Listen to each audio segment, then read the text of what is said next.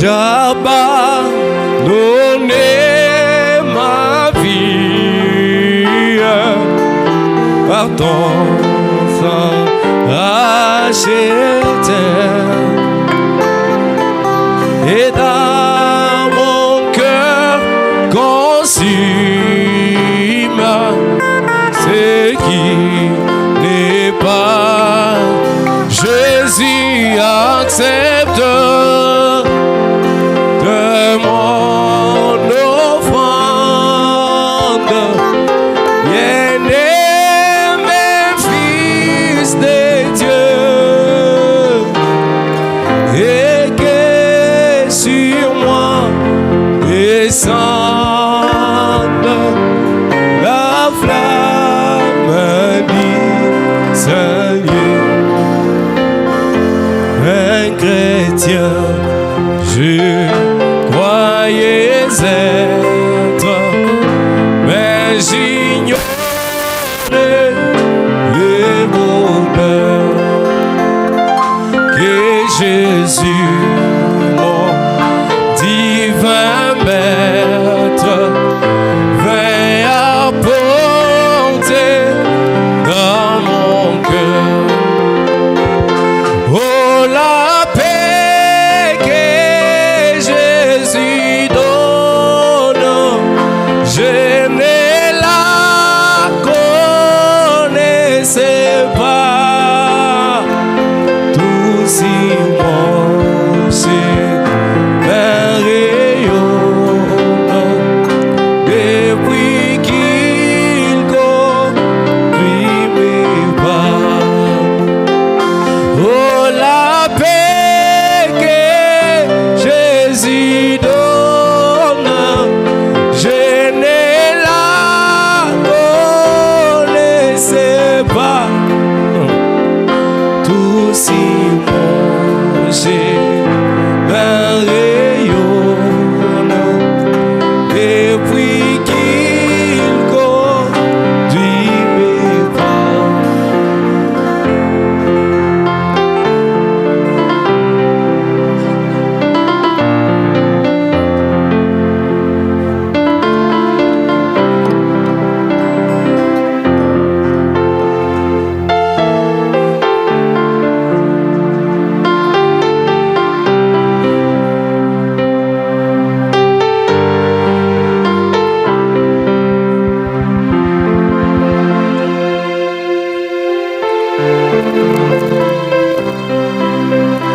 Merci, Père Justin-Bon. Nous te remercions du fond de nos cœurs ce matin pour ce privilège que tu nous offres, ô Dieu, de nous retrouver encore dans ta maison ce matin pour la communion autour de ta parole, Seigneur. Ô Dieu, nous te prions de nous pardonner contre toutes les erreurs et les failles. Nous te prions, Seigneur, de nous laver par le sang de ta croix, de nous ramener en ta divine présence comme un fils prodigue, Seigneur, qui s'était égaré autrefois quand le temps était arrivé où il s'est mis à réfléchir sur ses voies. Il a compris qu'il avait mal agi. Il a compris qu'il avait pris une mauvaise décision et il a pris une décision de pouvoir rentrer au toit paternel, Seigneur. Et quand il est parti, il a reconnu son erreur et ses défauts. Il a été agréé par son Père. Nous aussi, étant des enfants qui s'est égarés dans des choses au Dieu de gloire, inutile de ce monde, Père bien-aimé. En cette matinée, nous croyons qu'il y a encore la grâce, il y a encore l'espoir de revenir au toit paternel Dieu Tout-Puissant. Et nous revenons ce matin, éternel notre Dieu. Puisses-tu nous aider, ô Dieu bien-aimé, chacun individuellement, à pouvoir réfléchir sur ces voies, la manière que nous avons marché, Seigneur de gloire, la manière que nous nous sommes comportés, divin Sauveur, divin Roi, la manière que nous avons agi, Oh Seigneur, nous avons jeté la honte et la discrédit sur ta parole. Nous avons jeté, Seigneur Dieu Tout-Puissant, la discrédit sur la cause noble, Père bien-aimé. Voilà pourquoi ce matin nous revenons à toi. Nous te demandons de nous pardonner, Dieu Tout-Puissant. Nous te demandons, Seigneur Dieu Tout-Puissant, de nous accorder la grâce, de nous accorder la faveur et l'opportunité de revenir à toi et que ta présence aussi revienne au milieu de nous et à nous, Seigneur. Oh Père, nous croyons que cette œuvre est ton œuvre à toi, n'est pas l'œuvre d'un homme. Car tous nous avons vu la manière que cette œuvre a commencé. Elle était réellement appuyée par une main invisible, par une main puissante et surnaturelle de Tout-Puissant. Oh Dieu bien-aimé, si quelqu'un combattait cette œuvre, il te combatte toi. Voilà pourquoi, Seigneur Jésus-Christ, nous te prions de prendre les dessus sur chaque situation négative. Seigneur, de prendre au Dieu de gloire les dessus sur chaque problème. En accordant, Seigneur, la grâce, la faveur et la miséricorde à chacun de tes enfants ici présents. Souviens-toi de ceux qui ne sont pas venus pour les raisons que toi seul tu connaisses mieux. Seigneur, souviens-toi de notre frère, ton serviteur qui est attaqué par le diable. Nous te prions, Seigneur, de les toucher là où il est et de les guérir, Père. Mon Dieu, mon roi, nous te bénissons et nous te glorifions pour la grâce que nous ressentons au milieu de nous. Comme Samson autrefois, quand il avait perdu au Dieu Tout-Puissant la force, il ne s'est pas enorgueilli, il est revenu à toi. Il a crié, il a dit encore une fois, Seigneur, encore une fois seulement, Seigneur. Et tu lui avais accordé, Seigneur, la grâce, oh Dieu, car tu es un Dieu plein de grâce, plein de bonté, plein de miséricorde, mon Dieu, mon roi. Descends, Seigneur, pour combattre pour Daniel Tabernacle. Descends pour défendre Daniel Tabernacle. Descends pour bénir Daniel Tabernacle. Nous croyons, Seigneur, que tu es derrière toutes ces choses. Nous avons foi et confiance en toi, que tu ne nous abandonneras jamais, mais au contraire, tu prouveras, Seigneur, le monde entier que tu as toujours été notre Dieu. Seigneur de gloire et de bonté, nous te confions ces instants de la prédication de ta parole. Nous ne voudrions pas exprimer nos propres sentiments, car Seigneur, tu nous laisses exprimer nos propres sentiments. Nous n'allons pas édifier, nous allons seulement déranger. Mais nous te prions de nous éloigner de la scène pour pouvoir nous saisir comme un canal et parler au cœur de ces croyants. Seigneur, nous te confions la scène, croyant que tu t'en occuperas. Nous te confions maintenant les Saintes Écritures que nous allons lire maintenant, Seigneur. Que ta présence descende et l'éloigne, afin que ton onction puisse nous les enseigner, puisse les sonder à notre place, mon Dieu, mon roi. Bénis chaque frère, bénis chaque soeur, bénis chaque serviteur. Oh Dieu Tout-Puissant, chaque servante. Nous croyons, Père, que tu es déjà là pour nous conduire en toutes choses. Au nom du Seigneur et Sauveur Jésus-Christ, nous t'avons ainsi prié. Amen. Que Dieu vous bénisse. J'ai remarqué que les gens ne reçoivent pas les bénédictions. On dit que Dieu vous bénisse, les gens ne disent pas Amen. On ne comprend pas qu'est-ce qui arrive aux gens. Parce que ceux qui vont au foot là-bas, ils entrent eux-mêmes dans l'onction de la foot.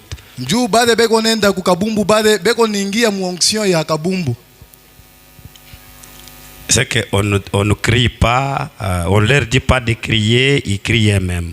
Je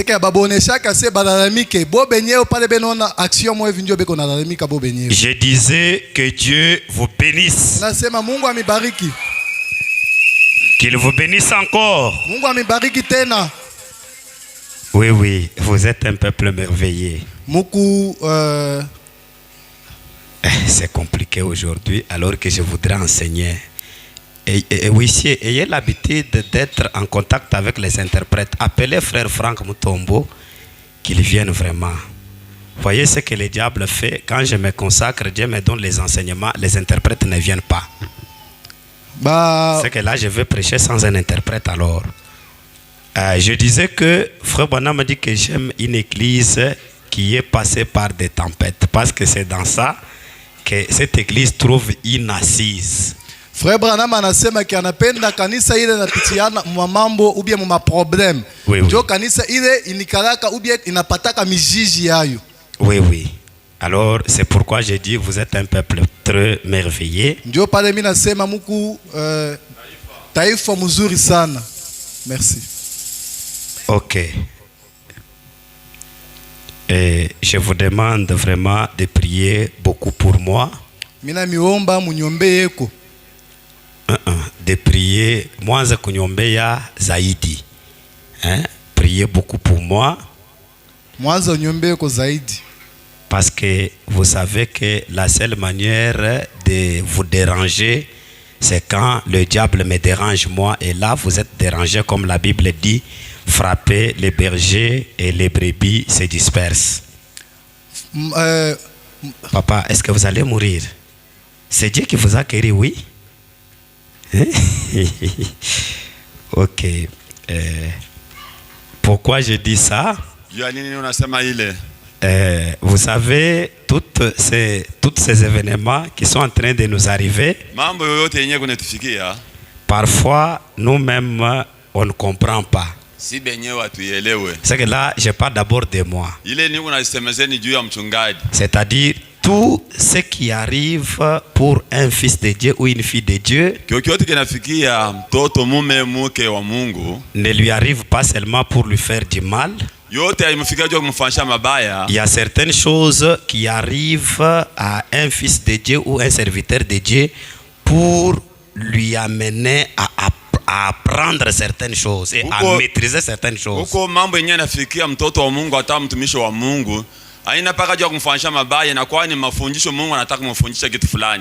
Et il y a même les gens que Dieu place autour de nous. Non, il y a certaines, pas tout le monde. Que Dieu même peut utiliser. Peut-être il les utilise peut-être pour vous amener à comprendre certaines choses, mais des fois vous interprétez mal ce que Dieu fait à travers ces gens-là. Pour vous amener à vous apprendre certaines choses. Et là, je rejoins ce que le ministre Noble avait parlé avec moi. Un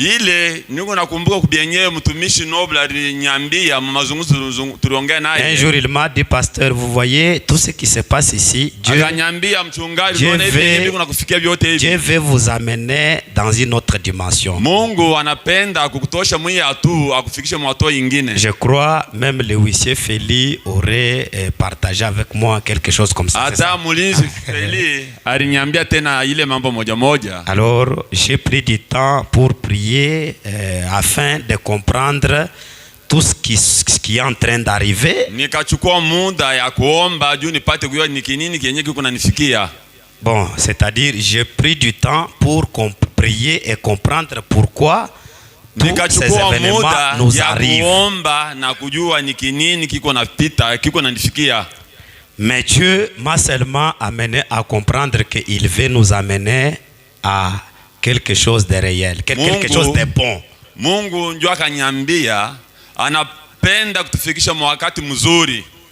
Il y a aussi nos ennemis qui ne veulent pas que nous puissions évoluer, qui nous piègent partout là-bas.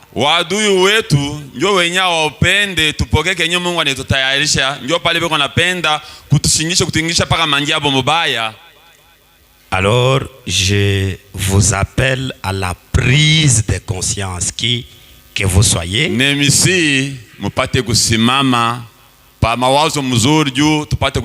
C'est-à-dire que chacun revienne d'abord en lui-même, qu'il voie si il est en train d'accomplir la mission pour laquelle Dieu l'a placé ici.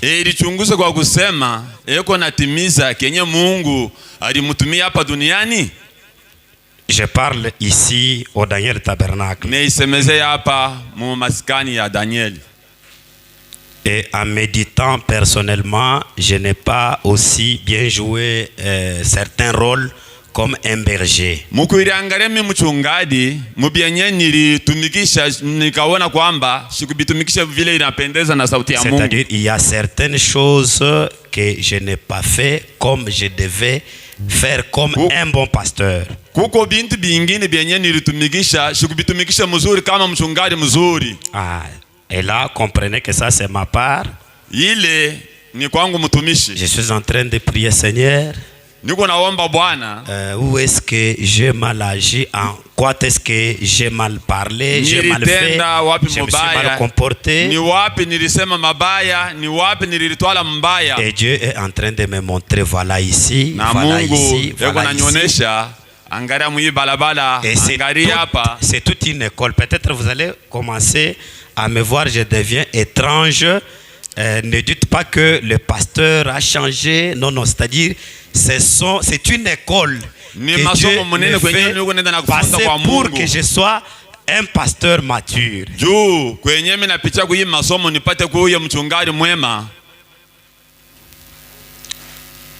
Bon, je vais prêcher la parole. Sasa nikuhubiri neno la Mungu. Que Dieu vous bénisse. Mungu embariki. Mettez-vous debout, nous allons lire la parole. Psaume chapitre 1. Zaburi verset 1, la Bible dit. Nous allons ajouter Matthieu chapitre 3 verset 8 à 10. Heureux l'homme qui ne marche pas selon les conseils des méchants, qui ne s'arrête pas sur la voie de pécheurs et qui ne s'assied pas en compagnie des moqueurs, mais qui trouve son plaisir dans la loi de l'Éternel et qui la médite jour et nuit. Il est comme un arbre planté près d'un courant d'eau qui donne son fruit en sa saison et dont le feuillage ne se flétrit point. Tout ce qu'il fait lui réussit. Amen. Veuillez vous mettre. Lisons Matthieu 3, versets 8 à 10. Nous allons faire un parallélisme des deux écritures. Par l'aide de Dieu, nous allons essayer un peu d'apporter cela en caractère d'enseignement, parce que je trouve que parmi les erreurs que j'ai commises, je n'enseigne pas l'Église suffisamment. Kupitia msaada wa Mungu tutabeba hii maandiko na tutenda nayo namna ya kufundisha juu tupate shukokwe na wakati mingi ya kufundisha kanisa kufuatana na neno la Mungu. Non, non, parmi les erreurs commises, kupitia maangosa yenye tulitenda. Non, je parle de mes erreurs comme pasteur, comme mari de l'église. Je devais aussi enseigner l'église. Je prends un point, j'enseigne comme il se doit. Nikichukue nukta ya maandiko na pasho kuitumikisha, kuifundisha kanisa. La Bible dit, Biblia inasema, produisez donc du fruit digne de la repentance. Muoneshe matunda mazuri ya kutubu. Le fruit matunda digne de la repentance. Retenez ça, nous allons retourner en psaume. Et ne prétendez pas dire en vous-même, nous avons Abraham pour père, car je vous déclare que de ces pierres-ci, Dieu peut susciter des enfants à Abraham. Déjà, la cognée est mise à la racine des arbres. Sasa shoka yiko kumizizi ya muti. Tout arbre donc qui ne produit pas de bons fruits muti yenye haitoshe matunda mzuri sera coupé et jeté au feu. itakatiwa na itatilia mumoto. C'est-à-dire si vous retournez en psaume, Tukirudia mu Zaburi, parce que nous sommes en train de parler d'une église étant un arbre, ou l'arbre étant un type d'une église ou d'un individu, ou le type d'un corps. kishina kietu tuko nasemezea pa muti yenye muti ko kama kanisa na C'est-à-dire l'arbre est un type d'une église. muti kama mfano ya kanisa. C'est-à-dire l'arbre que nous voyons dans la Bible ici, tout ce qu'on parle de l'arbre. Muti yenye beko nasemezea mu kanisa mu Biblia humu. C'est-à-dire ce Daniel tabernacle ce matin. Ni hii kanisa yetu.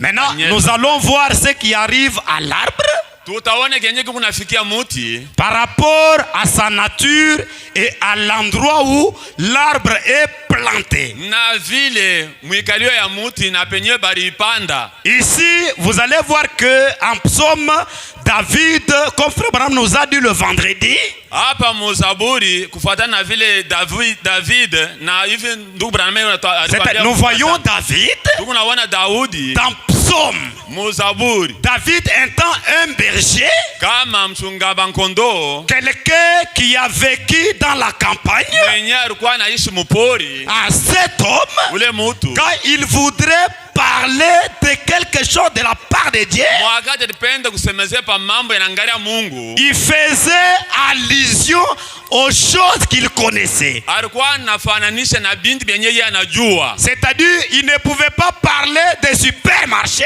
Ashikupasha kusemezea pa masoko ya yulu, il ne pouvait pas parler de l'ascenseur, ashikupasha kusema kwa il ne pouvait pas parler de vol et autres. ashikupasha kusema mambo ya kupanda kufanya nini na nini. Pourquoi son langage ya nini misemo yake était adaptable à son environnement. misemo yake ilikuwa inafuatana na nafasi yenyewe alikuwa anaishia. C'est-à-dire sa connaissance Kujua kwake se limitait dans les choses qui l'environnaient. ye Daudi, kujua kwake kulikuwa inafuatana na nafasi alikalia mle mupori Dans lequel il avait plongé toute sa méditation. pale penye alikuwa anafikiri kila wakati. Voilà pourquoi il dit Ndio pale alikuwa anasema errer l'homme. waheri mutu. C'est-à-dire il y a d'abord le bonheur.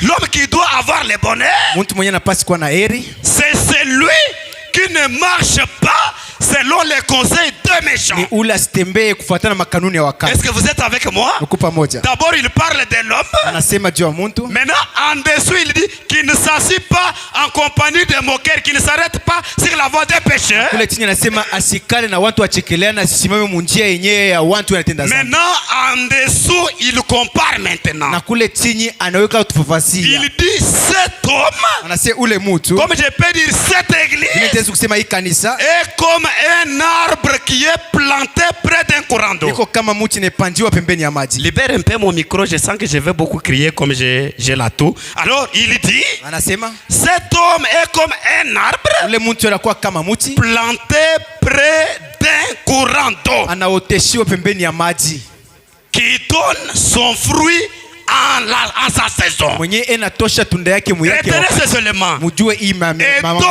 le feuillage na majani yae ne se flétrit point. haikauke kamwe, Et tout ce qu'il fait na vyote amefaa lui réussit. vyote Mais vinawezekana. en dessous, il dit, il n'en est pas ainsi de pécheurs ou des méchants. Na asema kule chini anasema haina hivi juu ya mtu mkali, hapana. C'est-à-dire, on parle de l'arbre, Wanasemezea mti, on parle des fruits. wanasemezea tunda. Maintenant, quand vous allez dans le Nouveau Testament, un autre témoin, Mkende wa Agano Jipya inakuwa mshuhuda mwingine. Matthieu 3:10.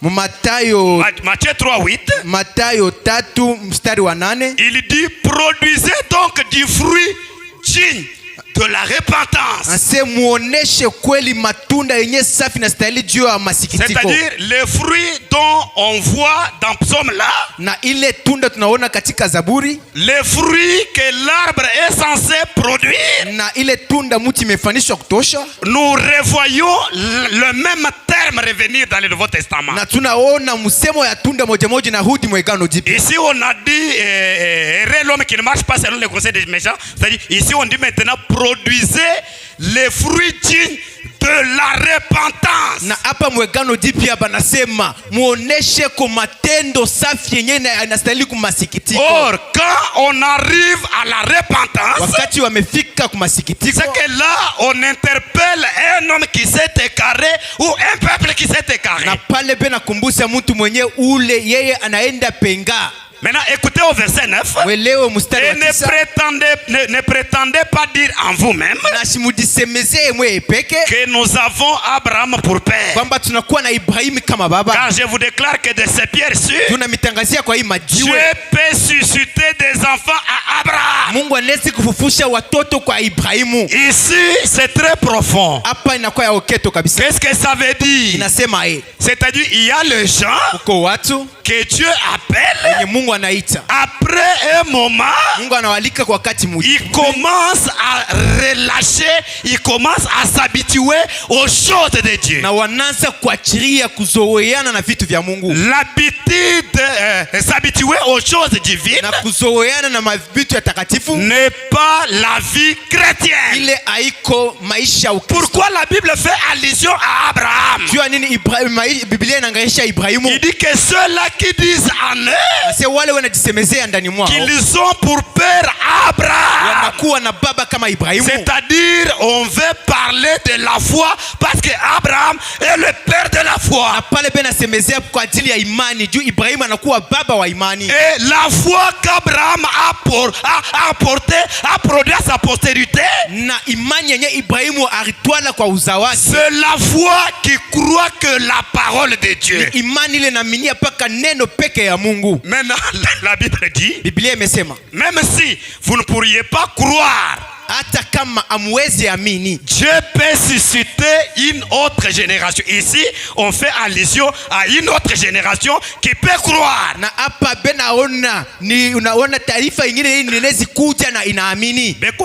C'est-à-dire, on fait allusion à une autre génération qui pourra croire comme les enfants d'Abraham. Voilà pourquoi la Bible dit, ces pierres, Dieu peut susciter les enfants à Abraham.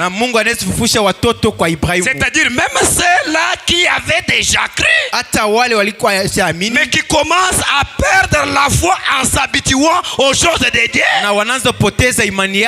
Dieu peut susciter une autre génération pouvant les croire. C'est une interpellation. Au verset 10, la Bible dit, déjà la cognée, la cognée est déjà mise à la racine des arbres. Tout arbre qui ne produit pas de bons fruits. C'est-à-dire qu'un arbre peut produire des fruits. Comme quand vous allez dans la brousse là-bas, vous trouverez d'autres arbres qui produisent des fruits que les gens ne connaissent même pas quelle sorte de fruits.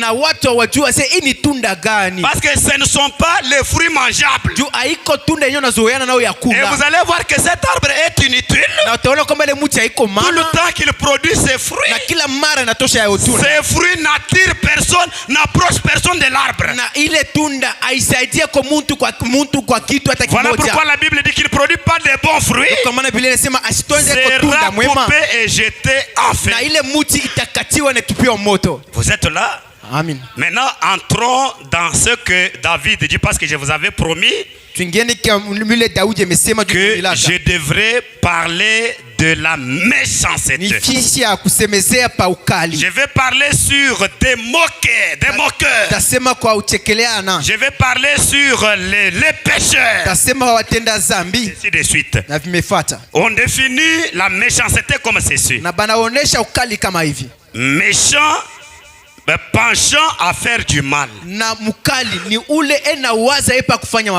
C'est-à-dire un homme ou une femme qui est captivé seulement à faire le mal. Yeye anachocholiwa paka kufanya mabaya. On dit méchanceté veut dire mauvaiseté. Na mukali wanasema nini? Ni kuwa na matabia mubaya. Action méchante. Ni matendo moya ya ukali. Parole médisante. Na misemo yenyewe ile ya kudharau nao watu. Non, médisante veut dire boaka boaka boa boa. Inakuwa ya mtu mwenyewe na tompola. C'est-à-dire quelqu'un qui répand.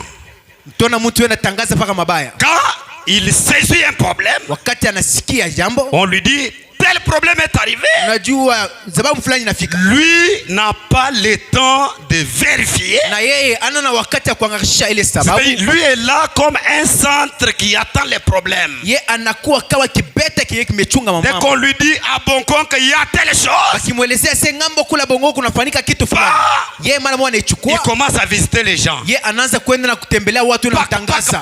Unajua wiki fulani inafanyika. Unajua fulani inafanyika. C'est la méchanceté. Ile ni ukali. Parce que dans la méchanceté, il y a la médisance kaboaboa. Kunakuwa mtu ena sata. Suivez très bien. Mwelewe vizuri. Parole dite dans l'intention de nuire ou d'offenser. Na misemo wala matangazo yake enesema mukifukuzio paka ya kuumiza mwingine. Non, dans l'intention de nuire, de détruire. Ya kuumiza mwingine. C'est la méchanceté. Ukali. C'est quand il y a un problème. Kati kunakuwa jambo. Mais ce problème quand vous voulez le parler, na ile jambo wakati unafia kuisemezea, vous avez quand même une petite intention de nuire. Uko akona kama wazo kidogo ya kuua mwingine. Médire c'est quoi? Médire yenyewe ni nini? Médire. Excusez-moi. Médire. Dans médire, on dit dire du mal de quelqu'un, soit par méchanceté, soit par légèreté. Ni namna kusema mabaya ya mutu, namna moya kumudharau wala kumushusha na heshima. Je commence par moi. Nazia pa mimi. C'est-à-dire quand on prêche la parole de Dieu. Wakati wanahubiri neno la Mungu. D'ailleurs avant ça, la chair ne devrait pas être un endroit de règlement des comptes. Kabla ya byote hii mimbari haikupasi kuwa fasi yenyewe ile bena maliza kuzungumza mambo ya watu. Comme nous voyons aujourd'hui un mouvement qui a saisi des pasteurs. Kwa vile tumeona leo sababu moya hivi inachukua pastori. Comme lui le pasteur a les micros et les baffles, les croyants n'ont rien. Quand il y a un petit problème, s'il lui veut répondre, il attend de monter à la chair pour répondre aux gens. Non. Ça ne peut pas être comme ça. La chair doit être consacrée qu'à la parole de Dieu. C'est parmi les erreurs que nous commettons dont nous demandons pardon à Dieu. Jésus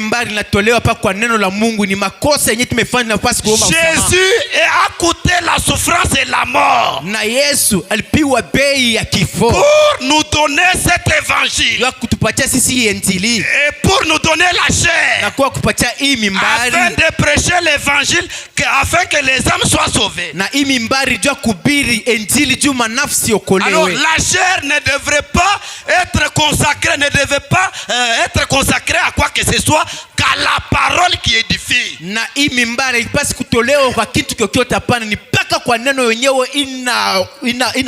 C'est-à-dire dans cette affaire ici, même moi le pasteur, je suis dedans. Je reconnais les fois où j'ai fait la médisante, moi pasteur.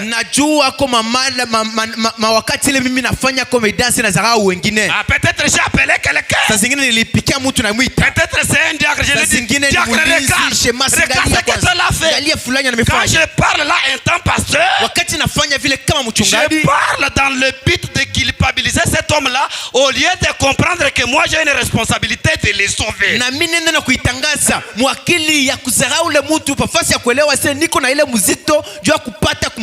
Alors écoutez bien ça, c'est Dieu qui m'a donné ça. Dans la médire, il y a critiqué.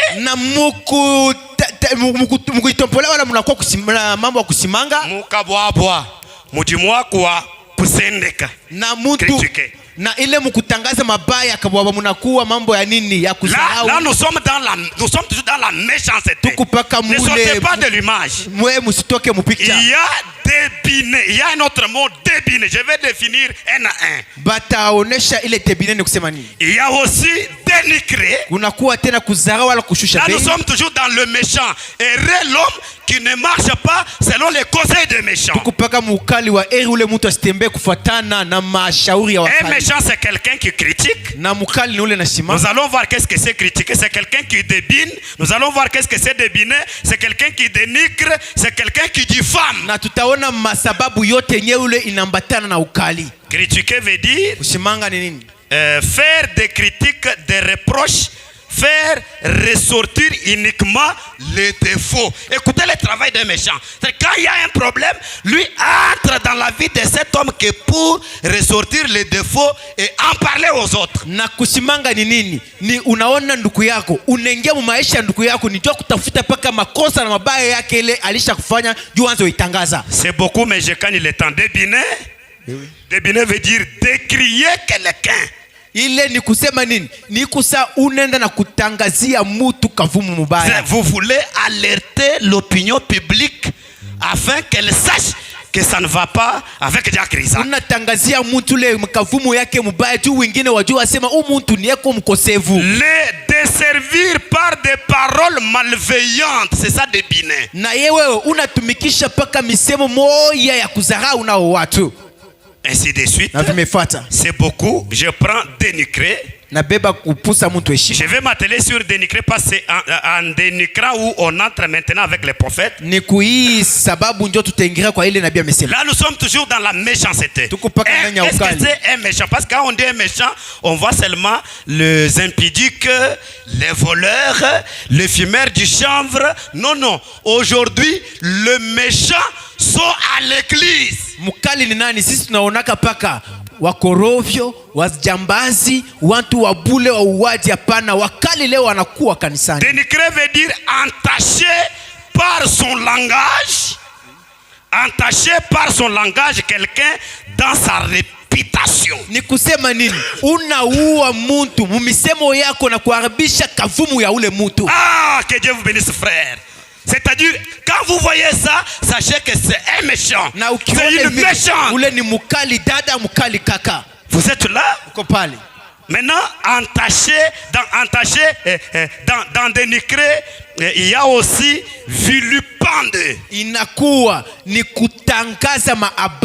Non, non, vilipender veut dire exposer quelqu'un en public, commençant maintenant à le déchirer à la portée de tous. C'est ça être vilipendé. Ni kutangaza tu mtu na wewe maisha ya mtu sasa yangu unaitangaza unazosema tu bibaya tu watu wote wajua sasa nafanya mabaya. Ça c'est quoi l'œuvre de méchant? Ili inakuwa kazi ya mkali. Maintenant entaché on dit na wanasema hivi kwa hii sababu marqué d'une tâche d'un point de vue moral.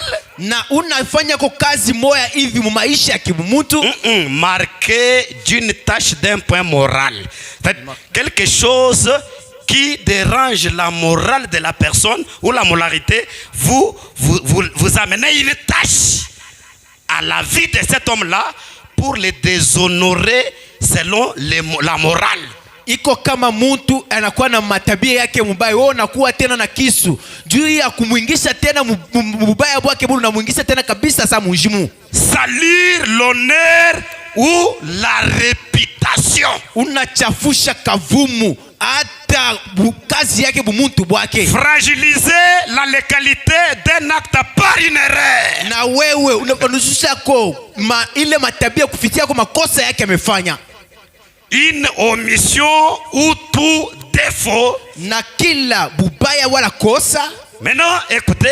Sasa musikilize. Ici, on va nous montrer un point qui nous amène maintenant à comprendre aussi ce que le prophète dit. On montre aussi le venin. Non, non, venin veut dire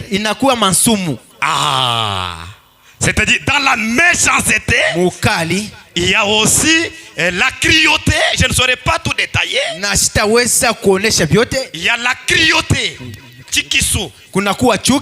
Quelqu'un qui fait quelque chose. Tuona mtu anafanya sababu moja. Un chrétien, même si on l'a mis en colère, ou une chrétienne, Mkristo hata wanamshirikisha kwa il ne kaka wa peut dada. pas parler avec la criauté ou agir par criauté. Hawezi kusema wala kuishi na ukali, hapana. Maintenant, écoutez les prophètes. Msikilize nabii.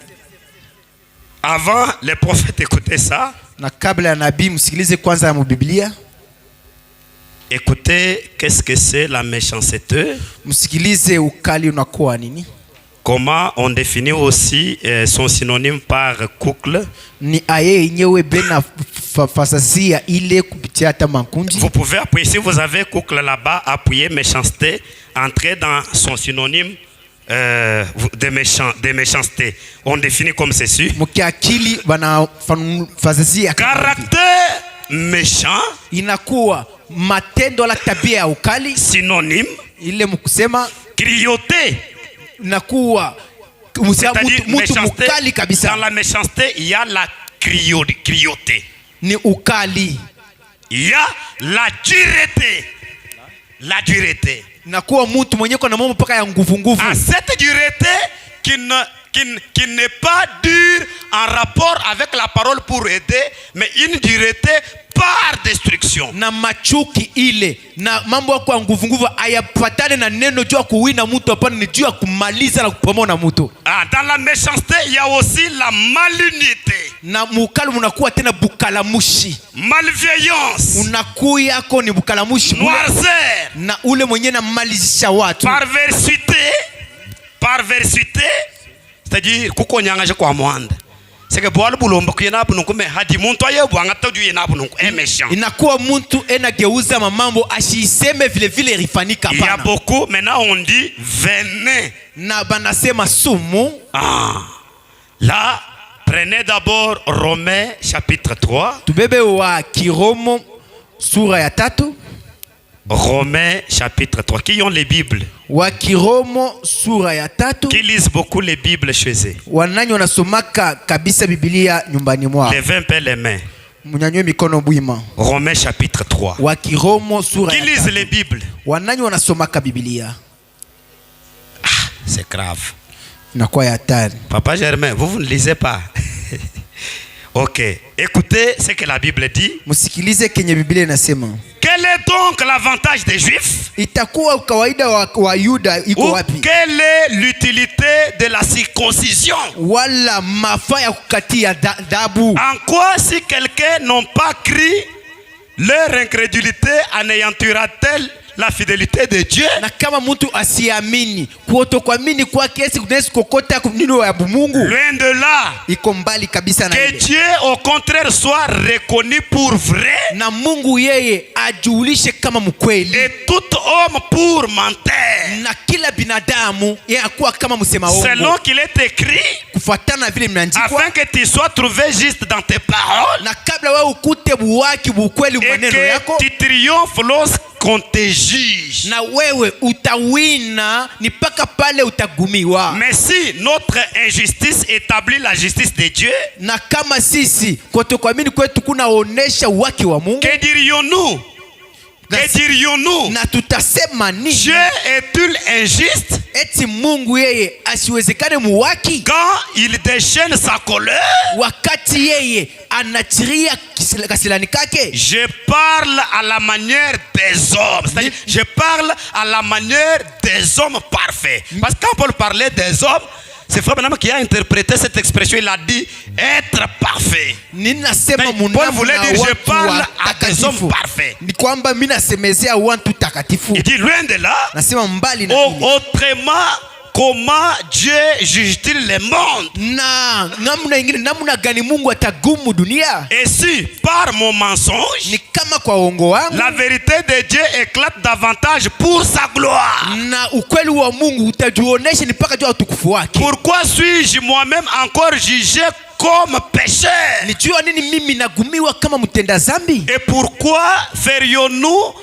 pourquoi ne ferions-nous pas le mal afin qu'il en arrive du bien? Comme quelques-uns qui nous calomnient, kama wetu wengine wale wena tuchongelea prétendent que nous les disons, na wena jiwazia sema tunawasema la condamnation de ces gens est juste. c'est kwamba ugumu au watu uko waki. Quoi donc, sommes-nous plus excellents? Na kinini kenye tuko kupita kuliko ile?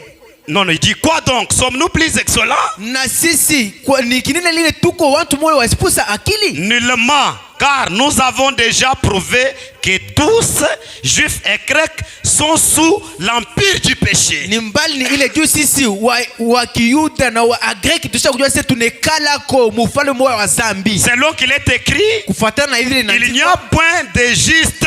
Na hakuna ko waki. C'est que dans cette affaire, même le pasteur ne peut pas seulement tirer les draps de son côté, non. Na hii sababu hata mchungaji asiwezi kusema ni paka mimi ndio muwaki mimi nasema ukweli. La Bible dit pas même un seul. Na Biblia inasema hata mtu mmoja ana muwaki. J'allais entendre les amen. Amina. Il dit nul n'est intelligent. Anasema hata mmoja hakuna ule kuna akili. Nul ne cherche Dieu. Na hakuna kenye ule anatafuta Mungu. Tous sont égarés. Na wote wamepotea. Tous sont pervertis. Na wote wale wanaenda pembeni. Vous êtes là? Quand on parle de la perversion, vous voyez que dans la méchanceté, il y a la perversion. Wase wale watu wanaenda mpenga pembeni na unajua tena mukali muko ile njia barabara. Maintenant écoutez, je commence à m'approcher. Naanza sasa kusogea kabisa. Il dit, anasema, il n'en est aucun qui fasse le bien. Pas même un seul, il revient. Asema hakuna ule mwenye anaweza kufanya matendo mzuri hata moja. Il n'en est aucun qui fasse le bien, oui, oui. Hakuna hata moja mwenye anaweza kufanya kwa matendo mazuri. C'est-à-dire quand l'église est tombée en décadence, wakati kanisa imeanguka vile matenkezo, et on appelle tout le monde à produire les fruits de la repentance. Na wanaalika kila watu wote ça doit commencer par la tête jusqu'au dernier bas. Inapasi ile matunda yenye safi ya tous nous devons nous repentir. Na sisi wote tumepaswa kutubu pour ramener Dieu dans l'église. Vous allez le voir. Na juu ya kurudisha Mungu kanisani mnapasi kuona. Paul dit, na Paulo amesema, il dit l'air qu'il commence à définir maintenant ces gens, na anaanza kufanzia wale watu dont aucun d'entre eux n'a aucun bien. Wale mukati hakuna hata mtu mwenye kwa na matendo mzuri. Il dit l'air cosier est un spircle. L'air cosier est un sépulcre ouvert. Na shingo yao inakuwa sawa vile ntuko nyeko wazi. Ils se servent de leur langue, na wena tumikisha lurimi lwao pour tromper, ne juu ya kudanganya. Ils ont sous leurs lèvres un venin d'aspic. Na chini ya milomo yao na lurimi yao beko na sumu yenyewe inaumize na ua. Un venin d'aspic. Sumu moya inamaliza. Le venin c'est quoi? Na sumu ni nini? Peut-être si j'entre dans ça, ça va nous prendre beaucoup de temps. Nikingie mambo ya sumu itatukamata muda. Écoutez d'abord le prophète. Nous allons entrer. Écoutez le prophète. Musikilize kwanza nabii. Nous sommes dans prouvant sa parole. Mahubiri asema anaonesha neno lake.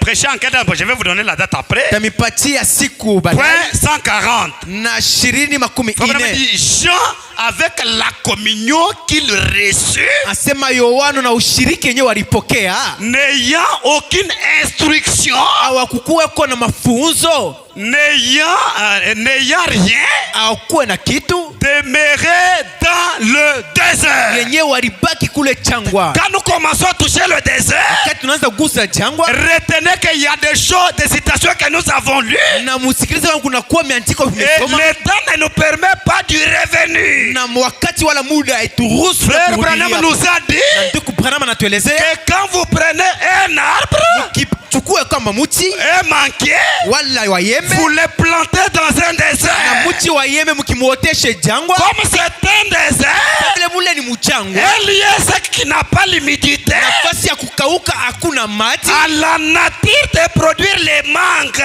Baali ya kutosha tunda wayembe. Et cet arbre va produire les épines. Na ile muti itatosha miba. Le défaut c'est quoi? Na makosa ni nini? L'endroit où l'arbre est planté. Nafasi yenye muti limepandiwa. C'est ça. C'est ce dessin ici. Ni hii mnaona mamionesho. Approchez un peu, déliez un peu votre truc ici. prière de nous acheter un micro-baladeur. C'est-à-dire, le même manqué là. Na mti moja moja wa embe. La Bible, frère Branham et la Bible dit. Na ndugu Branham pamoja na Biblia wametangaza. Quand vous le plantez dans un courant d'eau. Wakati munaipanda ile mti pembeni ya maji. Cet arbre n'a pas à faire de mécanique. Na ile mti haina kuna manguvu yenyewe ile zilifanya. Le courant d'eau c'est Christ. Na maji na kuwa Kristo. C'est la vie qui coule. Yenjo uzima wenyewe unateremka. Cette vie. Na ile uzima. Quand Jésus a parlé à la femme samaritaine. Wakati Yesu aongea na ule mke wa Samaria. Wakati alisema nipe maji ya kunywa. Et la femme a dit. Na mke akasema. Toi et nous. Wewe na mimi. Il n'y a pas de relation. Hakuna kwa mapatano. Jésus lui dit. Na Yesu akamwambia. Si tu connaissais. Kama tu ulitambua. Celui qui te demandait à boire. Mwenye na kulomba maji. Tu lui aurais toi-même. Wewe peke. Tu lui aurais demandé. Ni wewe peke yako ulipia sumu. De l'eau vive. Kuomba maji. Alléluia. Parce que l'eau que je donne. C'est une eau. Maji. Qui a une source. Qui jaillit à partir de l'intérieur. Jusqu'à l'éternité. Soyez plantés en Jésus. La méchanceté et ses actes vont disparaître. Frère Branham nous a dit que si vous plantez un arbre dans un désert, là-bas il produit que des épines et tout est piquant.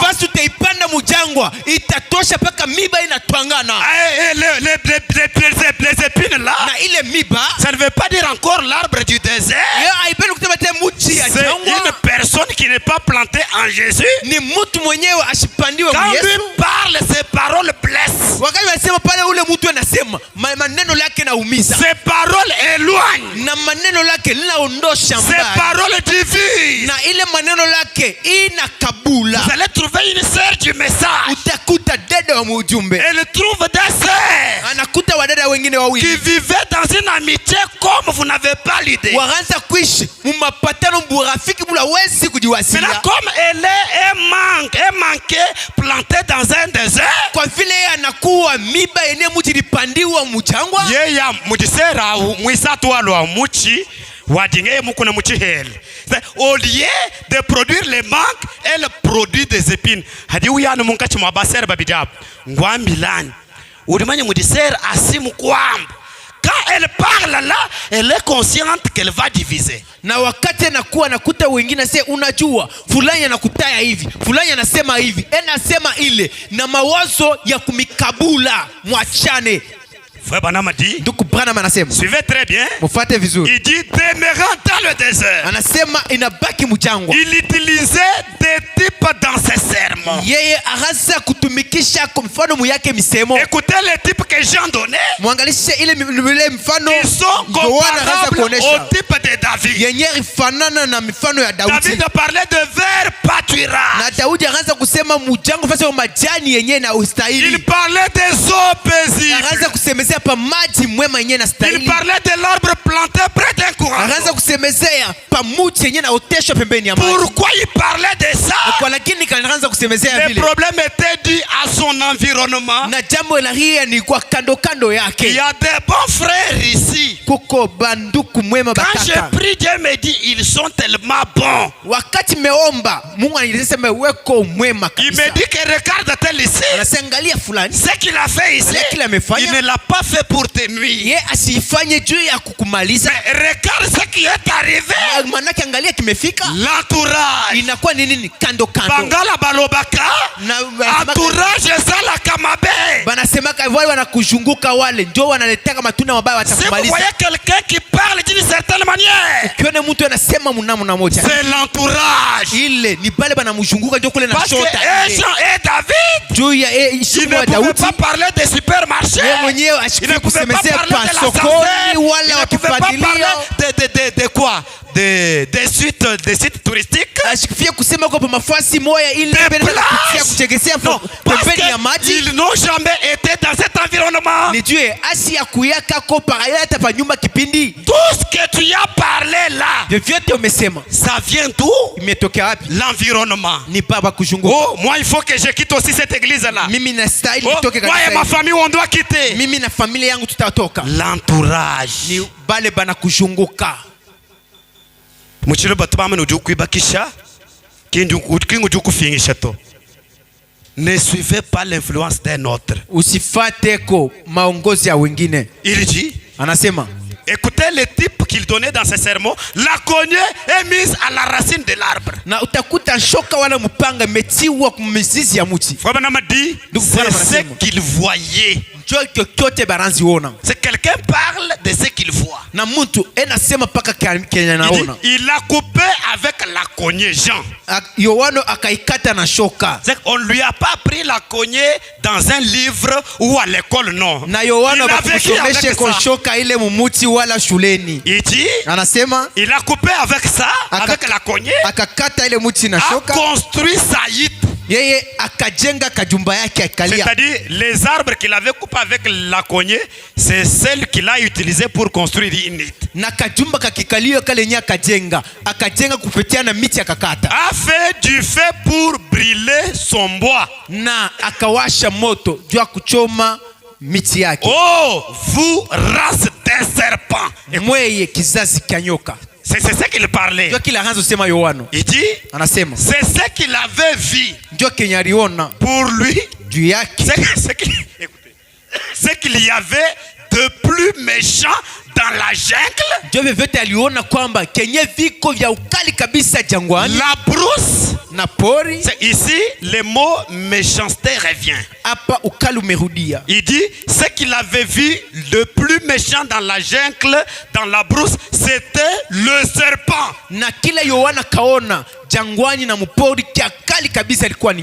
Vous êtes là? Il dit, vous race de serpents, qui vous a appris à fuir la colère à venir. Ne vous mettez pas à dire, nous avons ceci, nous sommes membres de ceci, nous sommes membres de cela. De ces pierres-ci, Dieu peut susciter des enfants à Abraham. La cognée est mise à la racine de l'arbre. Et tout arbre qui ne porte pas de bons fruits,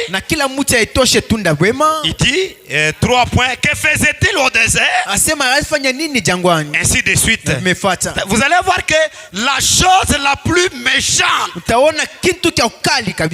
dans la Bible ou dans la brousse, c'est le serpent. Et quand vous prenez le malin, parce qu'on a montré la malignité dans la méchanceté. Quand vous lisez la Bible dit que Caïn était du malin.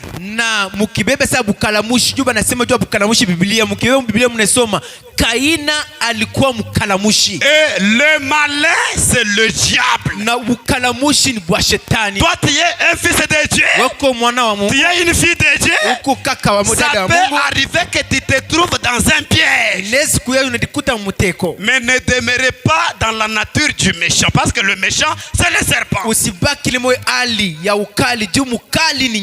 ne sais pas si ça entre. Prenez pourquoi nous ne sommes pas une dénomination. Point 120 et 121. Il dit, un homme qui me parlait l'autre jour m'a dit, je ne sais pas ce que je vais faire. J'avais un garçon bon et honnête. J'avais un garçon bon et honnête. Et ce dernier s'aimait à apprendre tout sur quoi il peut mettre la main. Non,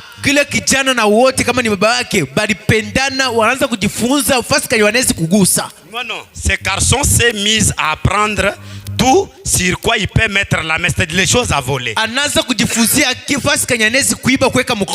J'ai dit, pourquoi? C'est ce qu'il fréquente, un voleur. 121. na Si ishirini vous makumi mbili na fréquentez moja. un voleur, Wewe ukianze kutembelea mwizi, vous deviendrez un voleur vous-même. wewe peke utakuwa tena mwizi. Sera mwena kabwabo ni bijano awu kwenjinenda to mwana wanyoka. Dada mwenye ule eko paka na sema kabwabwa kutangaza, ukitembea naye na wewe utakuwa kumupita tena yeye. Il n'y a pas les amens. Maamina imepotea. Ma vieille maman, la mère de Branham, Na mama yake Branham qui venait du Kentucky, mwenanaanza tokea Kentucky avait l'habitude de dire, alikuwa na zowezo wa kusema, si tu dors avec un chien qui a des pisses, wewe ukilaleko na imbwa mwenye anakuwa hata na mabivinyo, tu te relèveras aussi avec des pisses. na mkulamuka kwako utedikuta na wewe na bile bivinyo pembeni yako. Vous prenez une femme Mbebeni muke de mauvaise vie mwenye kwa na maisha et mubaya, que vous la mettez avec un bon garçon décent, na wewe ubachangeko na mkijana moyo yeko na maisha moya mzuri, bientôt vous verrez qu'il est aussi corrompu qu'un petit chien. na badai mutaona kwamba naye anakuwa mkorovyo kama kaimbwa kidogo, Et vice versa. na vyenye vile Et vinaambatana. vous connaît, il dit, on vous connaît par votre compagnie. Na batakujua wewe kufuatana na wale unatembeaka nabo. Séparez-vous. Na mweye mukabulane na bale Je batu. m'attendrai, amen. C'est ça le message de Dieu. Njo yenye ujumbe ya asubuhi. Basera badibenza kasumbuka bijano disépare nabo. Les sœurs qui sont déjà réunies tisser un groupe pour commencer seulement à critiquer. Il faut se séparer Ce avec sont les des tels gens. méchantes. Wanakuwa ni wadada wakali. La méchanceté Ukali est mal du serpent. iyo ni ya hali ya Frère shetani. Branham dit, sortez du milieu de. Na ndugu Branham anasema toka katika yao. Dit la Bible. Hivyo Biblia imesema Soyez séparés, c'est vrai. mkuwe pene kukabure mwene kuachunusha. Prenez le sermon la vie. Mubebeni mahubiri uzima. Avant que je touche ce que je dois toucher. Na kabla mimi kugusa yenye na Point 16 et 17. na mstari wake wa 10 Et na 6 vous na vous rendez 17. compte. Na pale unajipima unajaribu 15 années dans le champ avec des frères. 15 années dans le champ avec des frères. utajikuta mshambani na wanduku miaka 15. Il doit y avoir des petites choses qui surgissent à cause des différences d'opinion. Na kutakuwa mama moja yenyewe itafanika, anajua nini mama wasu ya watu ni ya kuachana. Et nous voici assis ici ce matin. Na utuone tumegeti hapa asubuhi. Dans l'harmonie autant que des hommes pourraient l'être. Mumapatano vile watu walipasi kuwa. Je suppose. Mimi naweka kwa ona kwa kidogo. Asseyons-nous ici un petit moment. Tukale kwa muda mfupi hapa. Et mettons-nous à parler. Na tongeyeni. Mais quand il y a un ça ne va pas. Kaka kunakuwa kintu akendeke. N'allez pas parler un petit groupe venez. Na musiende kajenga kakuti pembeni. Du concerné. Mukujeni tusemeni mambo. Asseyons-nous ici un peu un moment et mettons-nous à parler. Mukujeni tuikaleni kwa wakati mfupi na tongee pa ile sababu. Premièrement, vous savez. Na kabla mmejua. Un frère dira quelque chose. Ndugu mmoja atasema kitu. Un autre peut-être un peu en désaccord avec lui. Na utaona mwingine anasema mimi sichike bien amesema. Eh bien, na vizuri. Cela exige que l'on soit un vrai homme, de vrais chrétiens.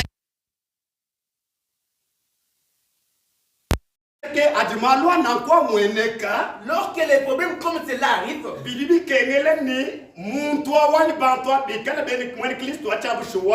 Ani bantu bachabusho pour surmonter cela et continuer à avoir des sentiments fraternels. Il n'est pas ule mtu wale watu wote wakwe wene Kristo wa kweli.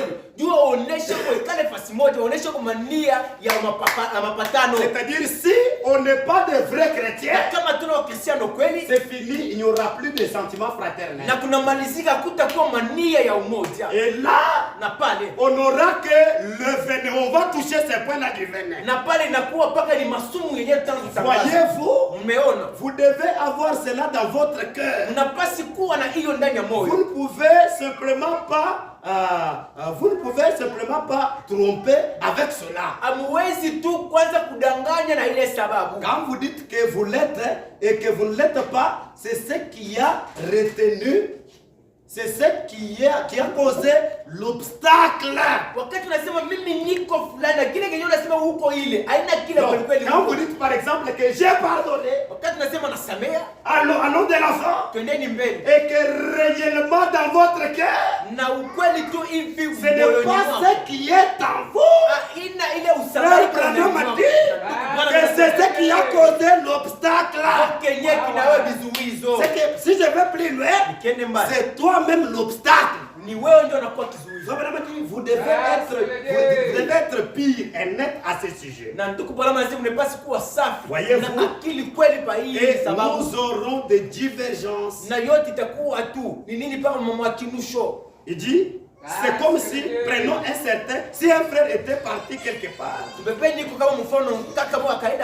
Prenez du 7. Un frère m'a donné un témoignage. Il a été appelé au ministère quand il était tout jeune. Et alors il a dit qu'il est tombé. Mais alors il est revenu avec un appel pour prêcher plus que jamais auparavant. Vous voyez ce que c'était quand il est devenu un chrétien. Il s'est retrouvé dans un mauvais entourage.